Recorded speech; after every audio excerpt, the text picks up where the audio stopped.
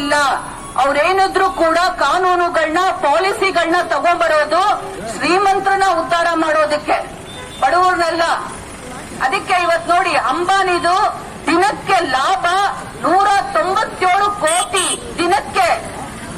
ಇವತ್ತು ಒಂದು ಕಡೆ ನಮ್ಮ ದೇಶದಲ್ಲಿ ಮಕ್ಕಳು ದಿನಕ್ಕೆ 4,500 ಮಕ್ಕಳು ಊಟ ಇಲ್ದಿರ ಸಾಯ್ತಾ ಇದ್ದಾರೆ. ಇದು ನಮ್ಮ ಭಾರತ. ಇನ್ನೊಂದು ಕಡೆ ಒಬ್ಬ ವ್ಯಕ್ತಿಗೆ 197 ಕೋಟಿ ಲಾಭ ಬರ್ತಾ ಇದೆ. ಯಾವ ಭಾರತ ಸ್ವಾಮಿ ಇದು? ಅಭಿವೃದ್ಧಿ ಯಾರಿಗಾಗ್ತಾ ಇದೆ? ಇವತ್ತು ಅಂಬಾನಿ ಅದಾನಿ ಮಾತ್ರನ ಈ ಭಾರತದಲ್ಲಿರೋದು? ನಾವ್ಯಾರು ಭಾರತದ ಮನುಷ್ಯರಲ್ವಾ?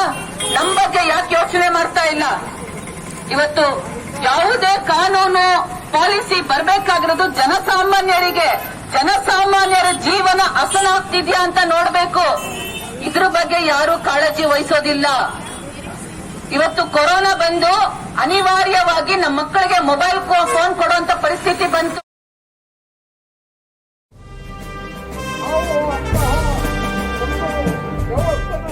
ಸಾಧ್ಯ ಇಲ್ಲ.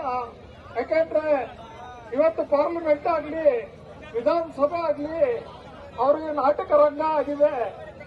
ಅಂದ್ರೆ ಬಂಡವಾಳಿಗರು ಇವತ್ತಿನ ದಿನ ಅಲ್ಲಿ ಕೇವಲ ನಾಟಕಗಳನ್ನ ಆಡ್ತಾರೆ. ಮತ್ತೆ ಅಧಿಕಾರಕ್ಕೆ ಬಂದ ಮೇಲೆ ಅವರು ಶ್ರೀಮಂತರ ಬಂಡವಾಳಿಗರ ಹಿತಾಸಕ್ತಿಗಳನ್ನ ಇವತ್ತು ಕಾಪಾಡ್ತಾರೆ.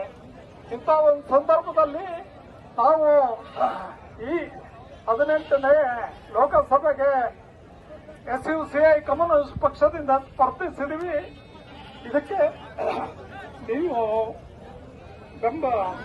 ಬೆಂಬಲ ನೀಡಬೇಕು ಅಂತ ಕೇಳ್ತಾ ನನ್ನ ಮಾತು ಮುಗಿಸ್ತದೆ.